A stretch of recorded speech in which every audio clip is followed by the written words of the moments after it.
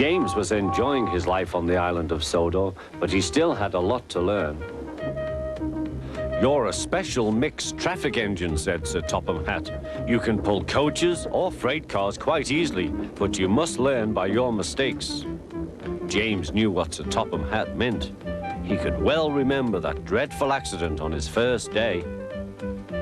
"Be careful with the coaches, James," said kind little Edward. "They don't like being bumped." Everyone came to admire James. "I'm a really splendid engine," he thought, and suddenly let off steam.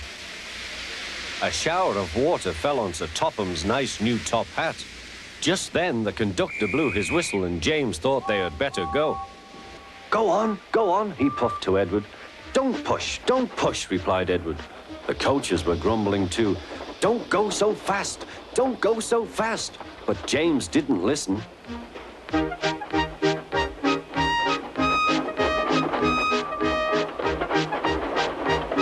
When at last they stopped at the next station, 2 coaches were beyond the platform.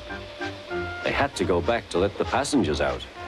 But no one seemed to know about Sir Topham's new hat, so James felt happier. Presently, they came to the station where Thomas was waiting with his 2 coaches. "Hello, James," said Thomas. "Feeling better?" "That's right." "Oh, that's my conductor's whistle. I must go.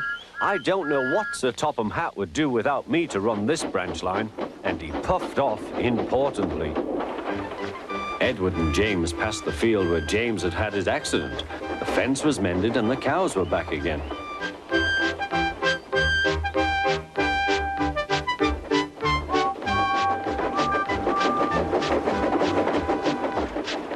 They ended their journey and rested before setting off for home. James was still wondering what Sir Topham would have to say about his new hat.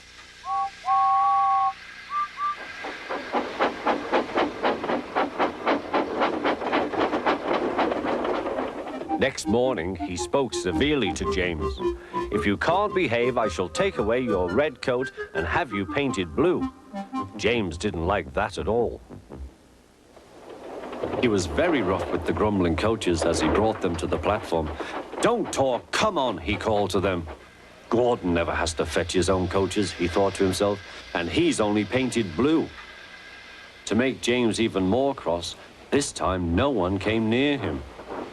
"I'll show them," he thought. "They think Gordon is the only engine who can pull coaches."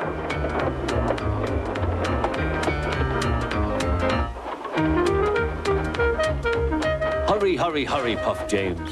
"You're going too fast, you're going too fast," replied the coaches. James laughed and tried to go faster, but the coaches wouldn't let him. "We're going to stop," they said. "We're going to stop."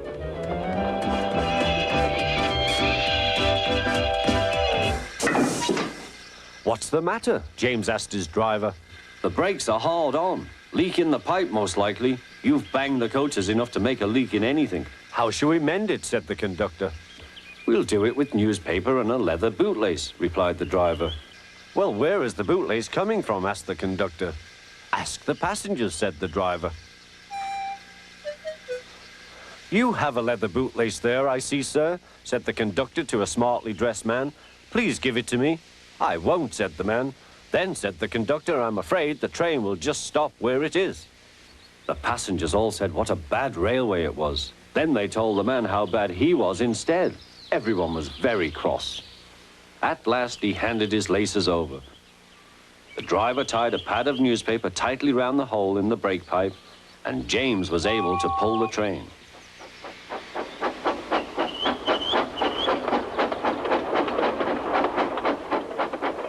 But he was a sadder and wiser James and took care never to bump coaches again.